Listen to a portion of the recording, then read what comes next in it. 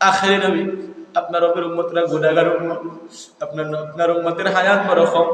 ইয়া রাসূলুল্লাহ, আমি জানতে চাই বনে ইসরাঈলের নবীর উম্মতের হায়াত ছিল বেশি আর আমলগুলা বেশি, আপনার উম্মতে কিভাবে এক ছোট্ট সময়ে ছোট্ট কিছুদিনে বনে ইসরাঈলের নবীর উম্মতের সমান নাকি হবে? আল্লাহর নবী ডাকা সাহাবী, আরে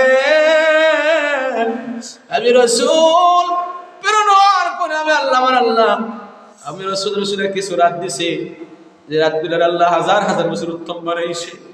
সবে কদর, সবে বরাত, মেহরাজের রাত, আশুরার রাত। আল্লাহু আকবার। এই রাতগুলোতে যদি আমার উম্মতে সারা রাত আল্লাহকে কাঁদিয়ে আল্লাহর কাছে দোয়া চায়, এই রাত্রে কদরের রাত্রে, সবে বরাতের রাত্রে যদি আমার উম্মতে আল্লাহর ডাকে রে, আমি আমার আল্লাহর গোলামি করিয়ে ডাকি রে, আমার আল্লাহ দাসত্ব করে জিকির আজকার করে রে, আমার নবী ফরমান এই বান্দা বান্দিরা যে উম্মতে আল্লাহর গোলামি করবে রাতে, আমার আল্লাহ তার আমল নামার মাঝে 1000 বছরের সওয়াব দান করে দিবা। বনে ইসরাঈলের নবীর উম্মতের সমান যদি হইতে হয়, এই রাতে আমল করো, এই রাতে আমল করলে আমার আল্লাহ বনে ইসরাঈলের উম্মতের চেয়ে তোমার নেকি আরো বেশি বাড়ায়া দিবা। তাহলে আমরা দরকার আছে না নাই? ও বাজার, তোমার উপায় করি, কত গুনাহ করছো, কত জুলুম করছো, কত মানুষের হক মাইরা দিছো, আর করিও না। চিন্তা করিয়া দেখো, তোমার মা নাই, বাবা নাই, কবরে শুয়ে আছে। কত মানুষের বাবা নাই, কত মানুষের মা নাই,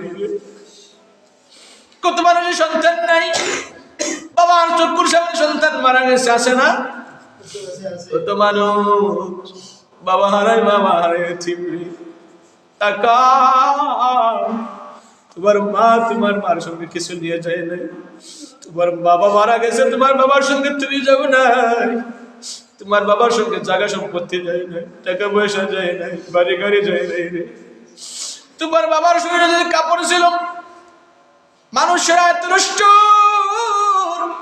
ওই কাপড়টা খুলিয়া সাদা কাপড়ের ভিতরে ঢুকায় আতর গোলাপ ছিটাইয়া দেয়, বড়র বান্দার গরম জল দিয়ে গোসল করাইয়া দেয়। আবার কেউ কবর করে, ওই কবর রাখার সময় আর কেউ তাকে না কবরে, সবাই চলে আসে মাটি দিয়ে, ওই অন্ধকার কবরে তোমার বাবা একা পড়ে আছে, তুমি